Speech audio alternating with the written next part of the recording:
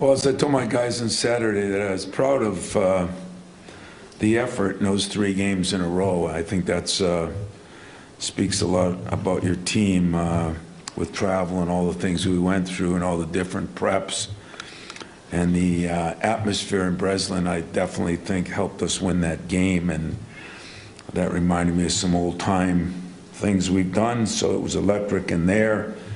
So our team was pretty good. Our fans were very good. Saturday, we completely took the day off. But yesterday was back to work again for the Phil Knight Invitational, which is really an incredible thing. It'll be our 4th game against BCS schools and 4th completely different prep. This team shot 46 threes in the last game they played, which is almost a half a season's worth for some teams. They are dangerous. They are big. I wouldn't say as strong as maybe Gonzaga or Villanova, but they are very, very long. I mean, it's 6'11", 6'10", 6'10". The Miller kid is everybody's 2 or 30 pick in the draft. Long, athletic, can shoot threes. Some people compare him to a Kevin Durant. So it is a talented team. Miller's averaging a double-double with 18 and 10. The Sears kid that they got in from Ohio U has been playing very well, but the Quinterly kid who transferred 2 years ago, I think it was from Villanova, had been hurt, and he might be the consummate point guard. They also have 2 other freshmen in Griffin and Bradley that are very, very good shooters. So they shoot a lot of threes. They're long and athletic. They play very good defensively. Nate's worked our camp for 10 years, so he knows a lot about our program, and I followed his. So I think it'll be, as I said, the 4th different prep. When you see a Gonzaga, then you see a Kentucky, and then you see a Villanova. This team is different than all those teams by a long shot, and yet it will give us another good indication on where we are, what we need to get better at. So I'm looking forward to it. As I watched some games yesterday, you just realize there's a lot of good teams, maybe not a lot of elite teams, but a lot of very good teams. And when you're Baylor or you're UCLA and you go into a tournament and all of a sudden one of them's leaving there with 2 straight losses, that's the way this tournament will be for us. I mean, I watched UConn last night and Oregon both. They played all 3 games were one after another. UConn, then Kentucky, Gonzaga, then Oregon. And Oregon's the biggest team I've seen. And UConn is a team we played last year, we know a little bit about, but they've improved greatly. So either way, win or lose the first one, we're going to have our hands full with the second one. And then you could have your hands full with another Villanova, or it could be a Carolina. So the tournament is second to none with the teams that are in it. Questions? Tom, you've talked about this team being good at following scouting reports, and with this situation being sort of NCAA tournament-ish, it's a new thing for them to experience. Are you curious to see how they handle that back-to-back-to-back prep sort of deal, and just how this team operates in that type of environment? I really am. And I do got to give my staff a lot of credit.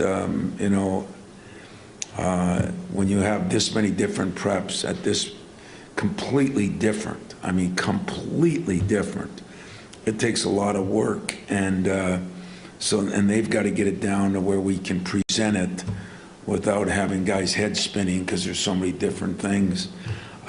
So I guess besides our fans, I think my staff has done an incredible job through this tough stretch we have. And I am anxious to see how we respond to not only the first game, which we have a little bit of prep time, although, now we're going to have time change. Now we play at 10:30 at night, our time. There's going to be some more incredible things. So those of you that are going out there, I hope you get some rest, because it'll be some late night games, and how fast do you adjust to the time. And it's going to be an interesting, we leave on Tuesday, and we'll play 4 games in 8 days, and those 4 games will all be interesting because of the situation that we'll be in. So yeah, it's going to take a lot from my staff and a lot from my players, and yet what an exciting time for us, because we put ourselves in a position where, we feel we can play with a lot of people, but yet understand we have warts, we have things that we haven't done as well, and depth is still a factor. Jaden, thank God, I didn't even know when I addressed you guys that it was his foot again, but it wasn't anything. X-rays and everything are 100% good, but he has tweaked it. How much he'll be able to play. Yesterday he was walking around, did not practice, probably won't practice today. Whether he'll play in the first game, second game, I don't know, but we do need him with his athletic ability to guard these 3-point shooters that we're going to face, because it's going to be a slew of them in that first game. I'm just wondering, what does allow this team to be so solid defensively, it seems like, right from the start of this season? Is that just having veterans, or what are the dynamics that have allowed them to do that? Well, I think Joey's improved his defense, and having Malik on the perimeter, he's able to guard some guys. AJ, we know, is a very good on-ball defender, and the same with Tyson. And then you add a Jaden Akins in there, who I think could be a great defender. Marty has improved enormously on stepping up on ball screens and doing those things. We still got a couple guys we got to get better defensively if we're going to, especially if Jaden doesn't play in this game. Pierre's got to take a big step. In fact, a monstrous step. Now, he did in the second half.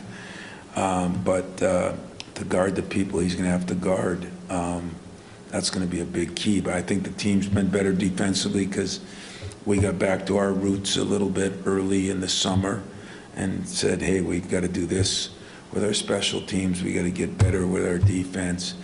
We got to get better with our rebounding. I wouldn't call us a great rebounding team yet, and that'll be challenged this week. I mean, they lead the nation in rebounding. I think they're first or second in the nation. They're averaging 20 offensive rebounds a game, which is a sick number. And who did they play?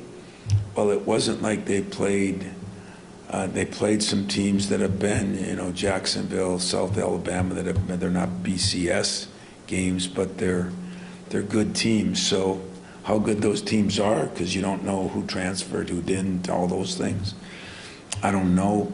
But this is as good a rebounding team as we've faced in a long time. And so defending and rebounding, back to our staples, are going to be the staples of the night. Tom, I think you just answered this with that answer, but you always talk about not just winning games, winning the weekend or winning the event. And would you spend any time at all introducing UConn and Oregon, or does that just come after Thursday?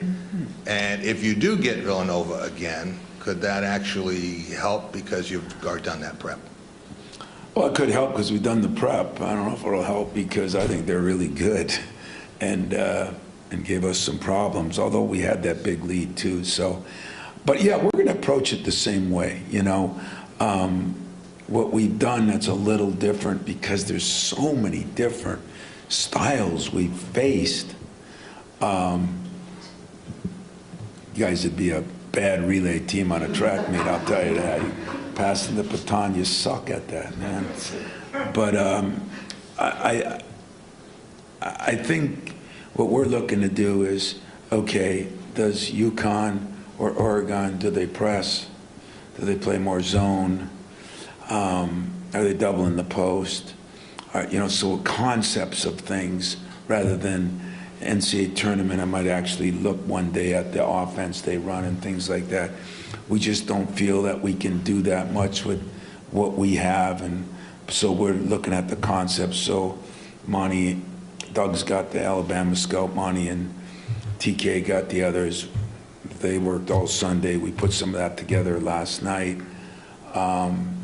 We're going to introduce some of that today on the presses and that, because I think it's good prep if we get into the tournament that this team knows how to do that too. So, yeah, it's the thing that's a little more backwards than football, you know, where you wouldn't even think of looking ahead to another game, and it's what we do here. So, ain't broke, why fix it? Think I need some water, Max, or what? He passed the water better than he passed the baton, I'll tell you that. Go ahead. Next. If you think passing the baton's bad, wait till you see this group run. Yeah, I can only imagine. I think you'd want to drop the baton. You kind of mentioned football there. Kind of a question. You guys obviously had the double overtime game. You win. You have the game where you lose the big lead and push through it late. What is the difference in winning and losing in those kind of games? Yeah. Unfortunately, it's enormous, you know. I mean, I was at the football game. You know, it's, I think the Gonzaga game, we dominated a lot of them. Not dominated, we probably outplayed them a lot of the game and lost. In the football game, if you look at statistics, we dominated that game. Freak interception, you know, special team, you know, deal. I mean, it's sad when you dominate a game and you don't find a way to win it. And I'm sure that's what Mel was most upset about, because you did the things you had to do, and you know, whether it's a snap or a kick or a, you know, kickoff, or it was kind of funny because I was down in the field early in the game, and Mel wasn't happy with the first kickoff thing, and he said something on his, as I was right by him, and so I think he was on top of it. You know, whether you can get that through to players all the time, but he was on top of it because we were going into score, and he was already talking about the kickoff. I thought that was really cool and really good, and yet we, you know, in basketball, you know, we found a way to win a couple, and there's been other years we found a way to lose a couple, and it makes a huge difference. And I guess that's your biggest job, is can you get them back up? I thought, you know, what we went through at Michigan and then getting them back up for Illinois, now you got to get them back up for Penn State. It's not easy, especially in a sport where you're outdoors, and it's practice has got to be brutal right now, and you know, who knows what the temperature will be or the snow will be up there. But as we say, it's you know, we do know that we're going to be playing in 72 and no wind, and unfortunately they won't be. But I think whenever you this is when you got to really rely on your leadership, your juniors and seniors, and things like that. And but they've proven they can do that, and hopefully we're starting to get that feeling where we can do that, and that'll be critical, especially when you go into 3 games that, you know, I mean, we went from one place, who knows what we ranked today and that, but we could be 1-3. You know, like Herner, Dr. Negative in my office says, well, you know, hey, we could be 1-3, because he wants to make sure we don't get cocky. I said, hey, my friend, I almost said the wrong thing here. We could be 4-0 too, and we really could be. I mean, we played well enough, probably in that Gonzaga game, to be 4-0. So, but I just watched those games yesterday, and I watched all those different teams and good teams, and you know, somebody's got to lose, somebody's got to win, and sometimes it's the breaks, and sometimes 2 teams are very evenly matched. I mean, I don't know how to look at Alabama. It's such a different team than I've seen, or than we've seen in our league. It really is a completely different team. I mean, 46 threes, I mean, that's not what they're averaging. 20 offensive rebounds a game. That's scary numbers, you know, and with length and skill and depth, they have depth too. And the Quinterly kid coming back, I mean, I didn't think he'd be back till the middle of December, and he's played in, I think, 2 games.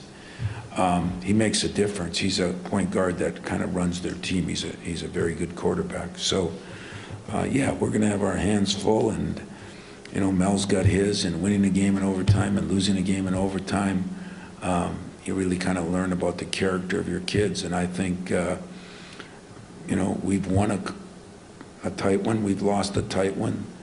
They've got themselves off the field and won a road game at Illinois, and now they got to do it again to be there. So we have similar issues, similar problems, and we talk about it too. So it's good. Tom, back to Jaden a little bit. Is this kind of the, I don't know, the reality of dealing with this injury with him? Obviously, it's not good timing when you have 3 games in 4 days. How much of that is a concern also that there's no real rest period in there for him? And I guess how do you approach it? And what we're going to do is the same thing that we did early. If there's any question mark, we're not worried about the 3 games over the 24 that are left. But there was good news too in the X-rays and everything, and talking to the specialist and everything, that it's going to be on how Jaden feels. And so, yeah, is it a comforting? No, it's not comforting, but is it reality? Yeah, it's reality. It's like having Henderson out. I watch what he's done back, and yet he still isn't 100%, but he's a very important player. Jaden Akins was one of my best players this summer, no question about it. And he was starting, as you could see, to come back. And it's going to take time with 9 weeks off, and now you get another little setback. But of all the kids that I think could handle it, he's smart enough to handle it. He's tough enough to handle it. He's athletic enough to handle it.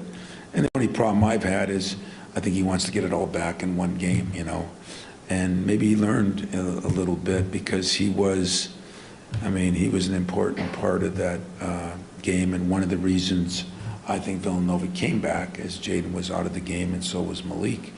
So, nobody has great depth anymore. Ours is maybe a little less, and yet Jaden Akins is, he's a big key to this team.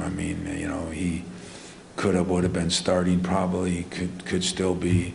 We're just trying to bring him back, and we're not going to risk anything if there's any question marks. That's a guarantee.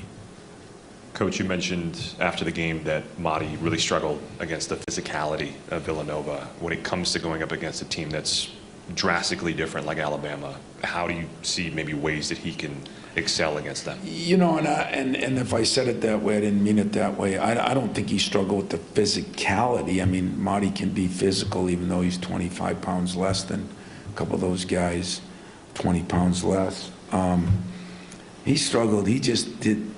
It didn't seem like Madi was Madi, and we kept saying on the bench, but he's had a little success. He's the most humble human being on the planet. So we know it's not that, but I think everybody thinks when things go right, they're just going to continually go right.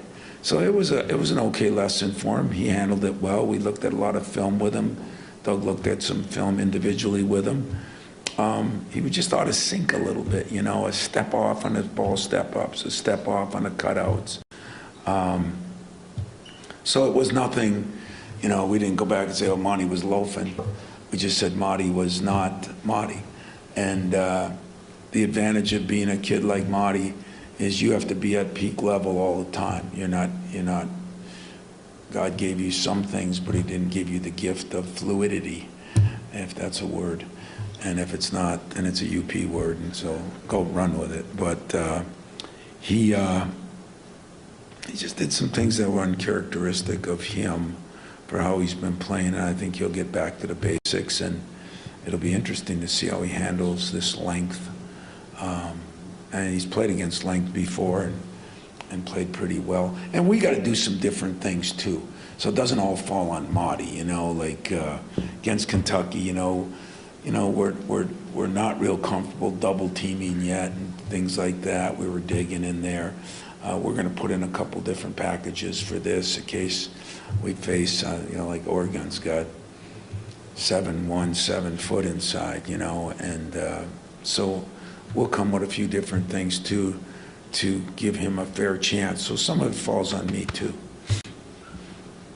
Tom, you've talked a lot about, you've mentioned your coaches a lot and how happy you've been with this staff. It's a new mix, and I'm curious what you've enjoyed. It seems like you're enjoying this team and your staff quite a bit early this March. What you've liked about them and what you've enjoyed about this team?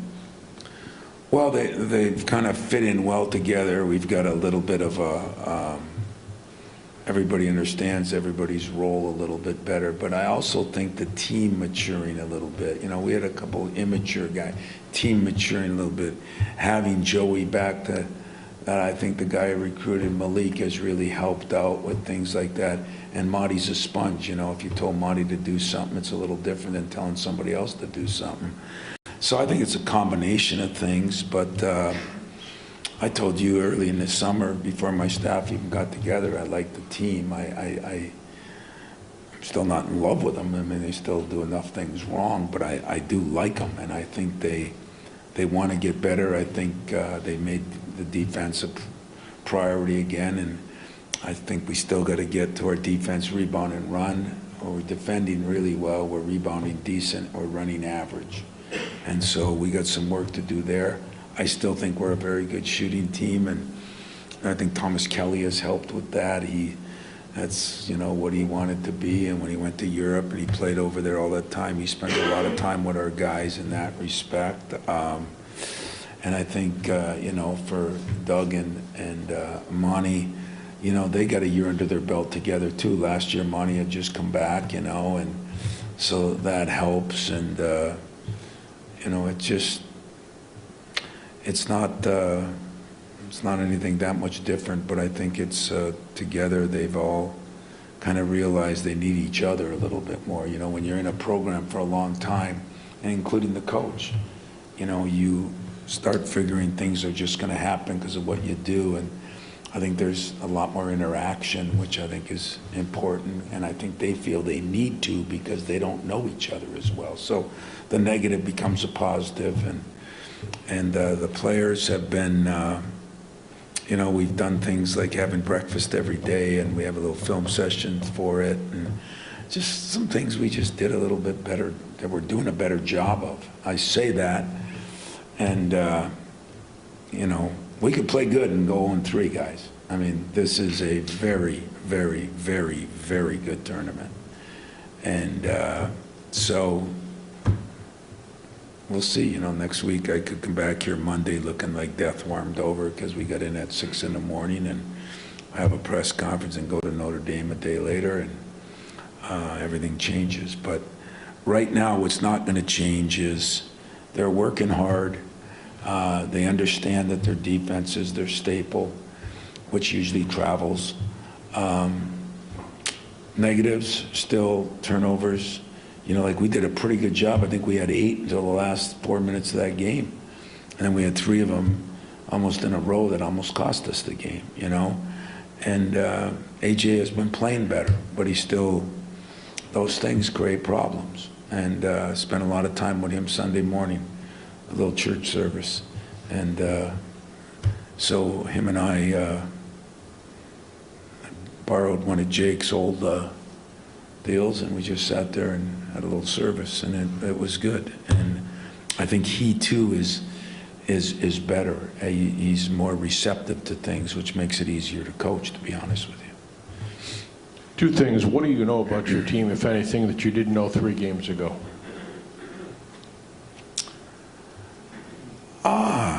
You know, I think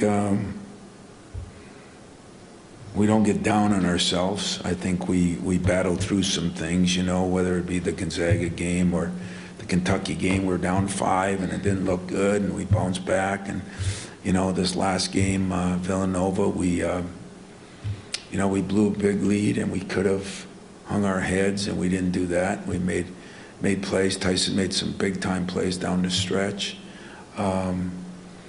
And we still know, which I did know, that turnovers can be absolutely brutal. So 3 of the things were good and 1 of them was still bad.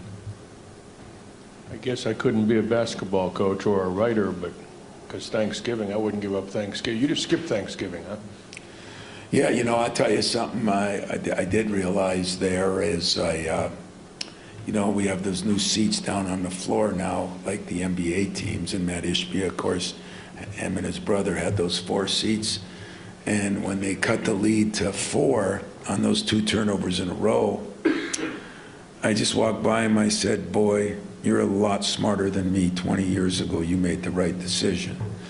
And we all laughed. There was a moment of breaking the ice a little bit. But, you don't get Thanksgiving. Yeah, those guys do. It's going to be a little different out in Portland. I heard the weather's going to be a little rainy and not good. But as I said, thank God we're in indoor sports. So you miss Thanksgiving. I would like to wish everybody a happy Thanksgiving. But not many people get to... in sports, you don't enjoy it the same way, like the Lions are always playing, and the Cowboys are always playing on Thanksgiving Day, but it's a privilege, too, to play when you know everybody in the country's off and is watching you.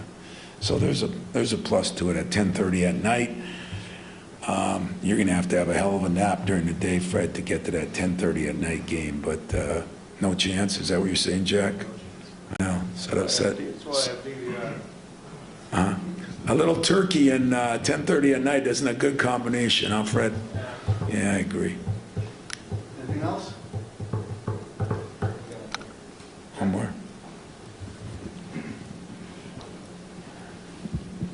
Tom, Gonzaga had led the nation in scoring, I think, 4 straight years. They got 64.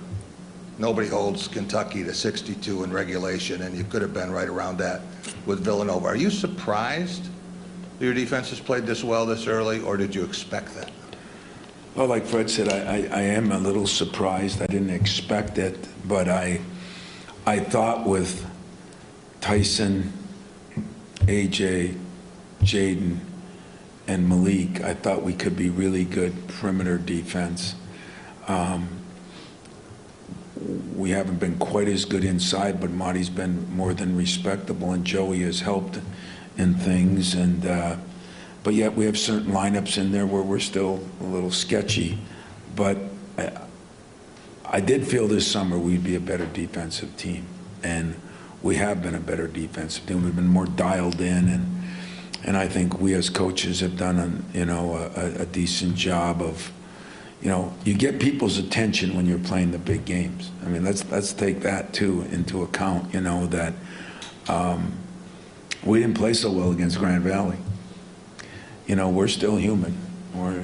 So I guess we might as well keep playing good games, because I think that has helped us. It's made our focus early in the season even more. Where the negative is we don't get a chance to get Jackson Kohler a little more time and touches, or Pierre a little bit more, because every game is so nut cutting as far as everything's got to be right there. But at the same time, I think our focus coming into practice, I think they know if we don't do our job, we're going to get blown out, and you watched that game last night.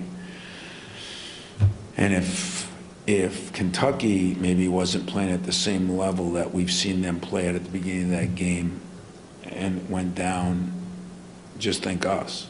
And so we have to play at a very high level every minute. And we said it this summer, we're not going to have a bad day coming in, because we're not going to be able to have a bad day. And we've kind of stuck with that, and I think it's helped us. But the challenge now, if there's ever a time when the lack of depth or an injury gets you, it's when you play 3 games in 4 days against all really good talent.